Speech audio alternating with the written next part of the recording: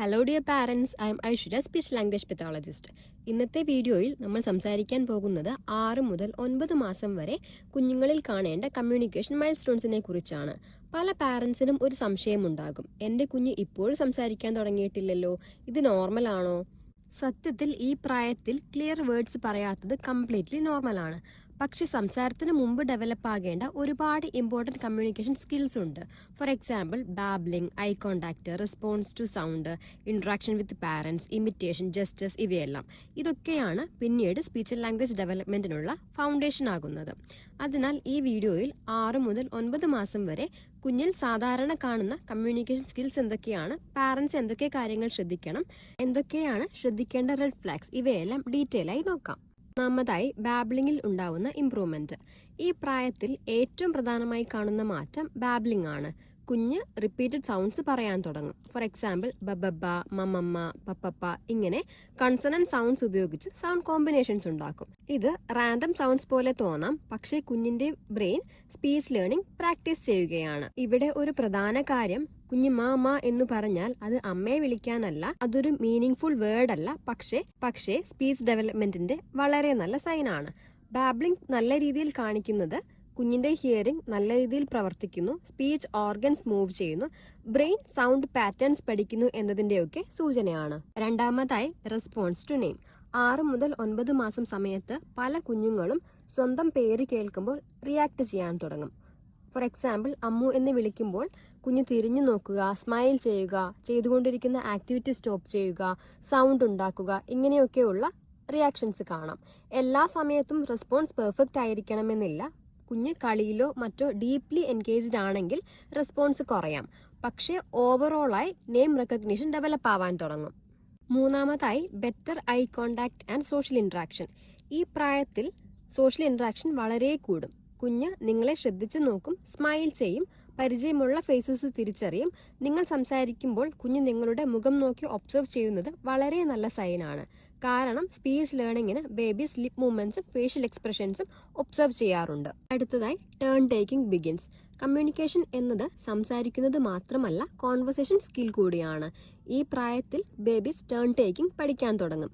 For example നിങ്ങൾ കുഞ്ഞിനോട് ഒരു സൗണ്ട് ഉണ്ടാക്കിയാൽ കുഞ്ഞ് അതേപോലെ റിപ്ലൈ ചെയ്യും, അതേപോലെയുള്ള സൗണ്ട് ഉണ്ടാക്കാൻ ശ്രമിക്കും.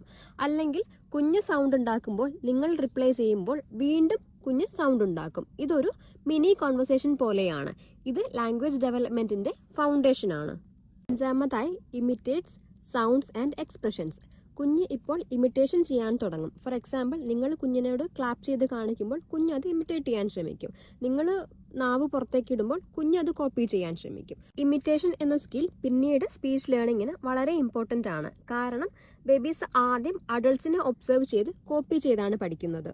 ആറാമതായി understands emotions and voice tone. ഈ പ്രായത്തിൽ വേർഡ്സ് കുഞ്ഞിന് മനസ്സിലായിട്ടില്ലെങ്കിലും വോയിസ് ടോൺ മനസ്സിലാക്കാൻ തുടങ്ങും.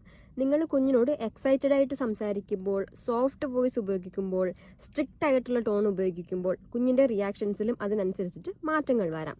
ഫോർ എക്സാമ്പിൾ സ്ട്രിക്റ്റ് ടോൺ കേട്ടാൽ കുഞ്ഞ് ചെയ്തുകൊണ്ടിരിക്കുന്ന ആക്ടിവിറ്റി പോസ് ചെയ്യാം, അല്ലെങ്കിൽ ഫേഷ്യൽ എക്സ്പ്രഷൻ മാറാം. ഏഴാമതായി റെസ്പോൺസ് ടു സൗണ്ട് സോഴ്സ്.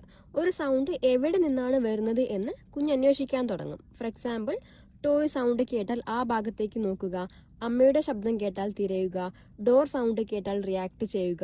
ഇത് ഹിയറിംഗ് അറ്റൻഷൻ നല്ല രീതിയിൽ ഡെവലപ്പ് ആകുന്നതിന്റെ സൈനാണ്. അവസാനമായി ജസ്റ്റേഴ്സ് ബിഗിൻ. ചില കുഞ്ഞുങ്ങൾ ഈ സമയത്ത് ജസ്റ്റേഴ്സ് ഉപയോഗിക്കാൻ തുടങ്ങും. ഫോർ എക്സാമ്പിൾ കൈ നീട്ടുക, എടുക്കാൻ വേണ്ടി സിഗ്നൽ ചെയ്യുക, ബൈ ബൈ ഇമിറ്റേറ്റ് ചെയ്യുക, എക്സൈറ്റ്മെന്റ് കാണിച്ച് ബോഡി മൂവ്മെന്റ് ചെയ്യുക, ഇങ്ങനെയൊക്കെ കാണാറുണ്ട്. ജസ്റ്റേഴ്സ് ലാംഗ്വേജ് ഡെവലപ്മെന്റിന്റെ ഏർലി ഫോമാണ്. ഇനി ആസ് എ പാരന്റ് നിങ്ങൾ എന്തൊക്കെയാണ് ശ്രദ്ധിക്കേണ്ട കാര്യങ്ങൾ? 1. Talk through out the day. Daily routines പോലും നരേറ്റ് ചെയ്ത് പറയാം. ഫോർ എക്സാമ്പിൾ നമുക്കിപ്പോൾ ബാത്ത് ചെയ്യാം, ഇത് ബോളാണ്, അമ്മ ഫുഡ് ഉണ്ടാക്കുകയാണല്ലോ, അച്ഛൻ ഇപ്പോൾ വരുന്നുണ്ടല്ലോ. ഇങ്ങനെ റിപ്പീറ്റഡ് എക്സ്പോഷേഴ്സ് ലാംഗ്വേജ് ലേണിങ്ങിന് സഹായിക്കും. കുഞ്ഞ് സൗണ്ട് ഉണ്ടാക്കിയാൽ അതിനോട് റെസ്പോൺസ് നൽകണം. ഫോർ എക്സാമ്പിൾ കുഞ്ഞ് ബബ എന്ന് പറഞ്ഞാൽ നിങ്ങളും അതെ ബബ എന്ന് റിപ്ലൈ ചെയ്യുക. ഇത് കമ്മ്യൂണിക്കേഷൻ മീനിങ് ഫുൾ ആണെന്ന് കുഞ്ഞ് പഠിക്കും. കുഞ്ഞിന് പാട്ട്, റൈംസ്, ആക്ഷൻ സോങ്സ് ഒക്കെ പാടിക്കൊടുക്കുന്നത് വളരെ നല്ലതാണ്.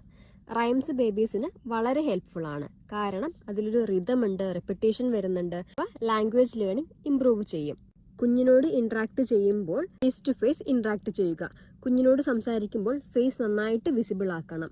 കാരണം ബേബീസ് നിങ്ങളുടെ lip movements, facial expressions, mouth patterns ഇവയൊക്കെ ഒബ്സർവ് ചെയ്ത് പഠിക്കും.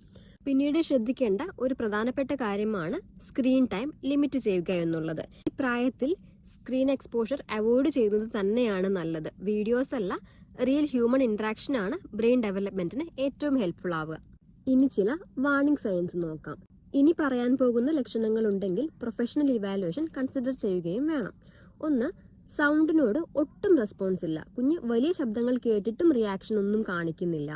അതേപോലെ 6 മുതൽ 9 മാസം സമയമായിട്ടും ബാബിൾ ചെയ്യുന്നത് വളരെ കുറവാണ്. കുഞ്ഞ് പാരൻസിന്റെ മുഖത്ത് നോക്കുന്നത് വളരെ കുറവാണ്. ഇന്ററാക്ഷൻ വളരെ കുറവാണ്. കുഞ്ഞിനോട് നമ്മൾ സംസാരിക്കുകയോ അല്ലെങ്കിൽ കുഞ്ഞിനെ കളിപ്പിക്കുകയോ ചെയ്യുമ്പോൾ കുഞ്ഞ് അതിനോട് ഒട്ടും ഇൻട്രസ്റ്റ് കാണിക്കുന്നില്ല. കുഞ്ഞിനെ പേര് വിളിക്കുമ്പോൾ റെസ്പോൺസ് വളരെ കുറവാണ്. ഇങ്ങനെയൊക്കെ ഉണ്ടെന്നുണ്ടെങ്കിൽ പാരൻസ് ഒന്ന് ശ്രദ്ധിക്കേണ്ടതാണ്. എല്ലാ കുഞ്ഞുങ്ങളും ഒരേ സമയത്ത് മൈൽ സ്റ്റോൺസ് അച്ചീവ് ചെയ്യണമെന്ന് ഒരു നിർബന്ധവുമില്ല. ചെറിയ വേരിയേഷൻസ് കംപ്ലീറ്റ്ലി നോർമലാണ്. പക്ഷേ മൈൽ സ്റ്റോൺസ് അറിയുന്നത് ഏർലി ഐഡന്റിഫിക്കേഷനും ഏർലി സപ്പോർട്ടിനും വളരെയേറെ നിങ്ങളെ സഹായിക്കും.